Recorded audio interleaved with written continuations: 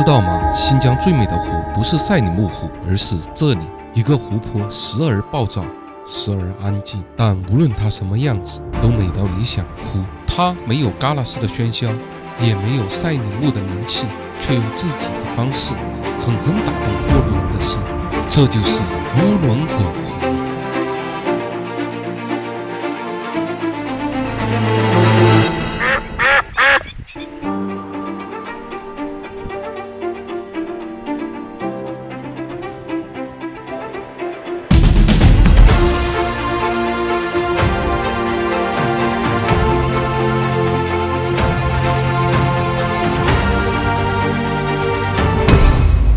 我们由乌鲁木齐出发，一路向北，穿越阿乌沙漠公路。提醒大家一下，如果你开的是电车的话，那么必须要在克拉美利或者黄花沟服务区中的一处补电。去了克拉美利充电桩，它那个充电桩呢站满了车，也不知道需要站多久，我们就准备继续前进，看一看在下一个充电站是否能够充电。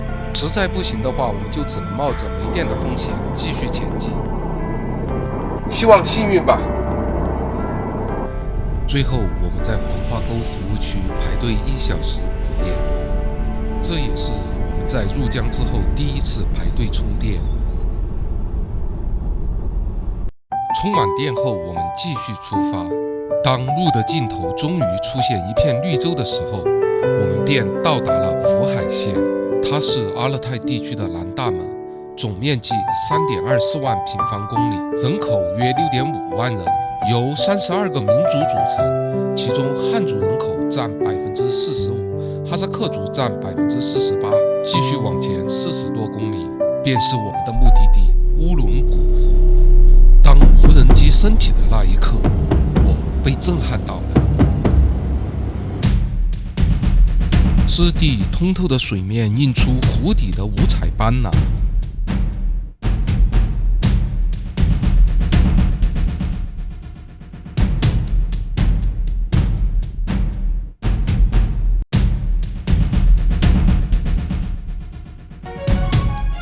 这一切的美景竟然还是免费的。停下车，我们便迫不及待地奔向湖边。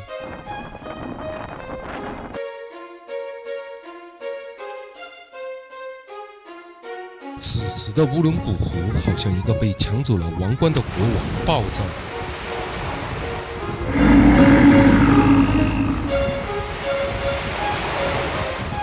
站在湖边，我甚至觉得自己有点被冒犯了。风卷起沙子，直接砸在腿上，生疼生疼的。可我却一点不想躲。那一刻，我心里忽然升起一个很奇怪的念头：这不是什么网红打卡地，这是真正的自然。时间过得很快，晚霞像在天空放了一把火，而乌伦古湖则是这里。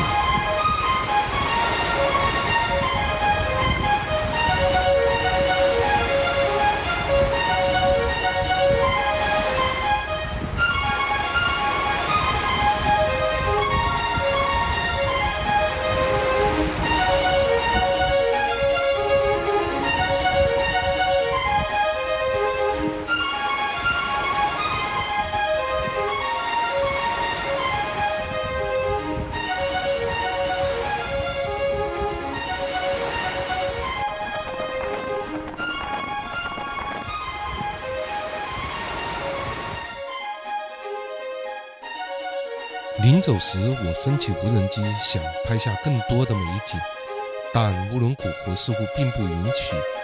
雨点下了下来，我连忙将刚升起的无人机收回，逃离了这里。一夜辗转难眠，第二天一早5点多钟，我丢下老婆孩子，从露营地再次向乌伦古湖出发。正是因为这个决定，我看到了它安静的一面。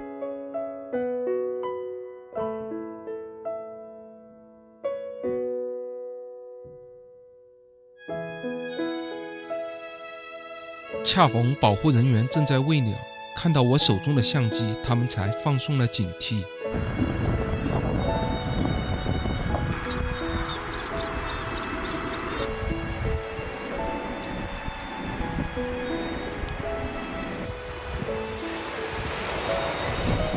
时的乌伦古湖早已没有了昨日的狂躁，静静地在那里等着我。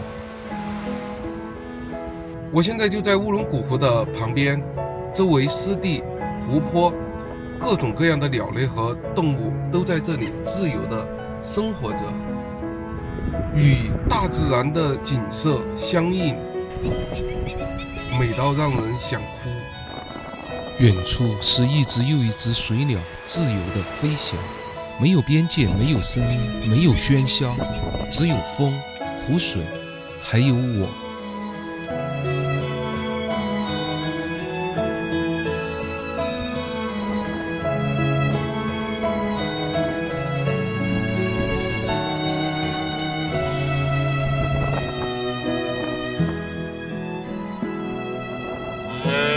一群牛肉干向我走来，这个头牛警告地看了我一眼，吓得我一动不敢动。各位也不要再说自己是牛马，牛马很悠闲。最让我揪心的还是这只鸟，瘸了腿，断了足，也不知它现在怎样了，还活着吗？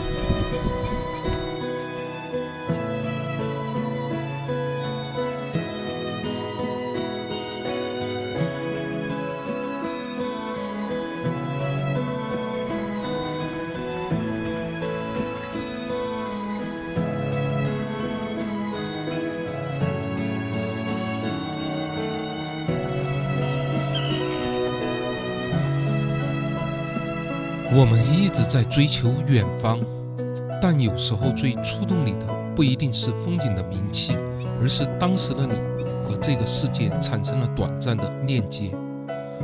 乌伦古湖没有吆喝你来，但它也不讨好任何人。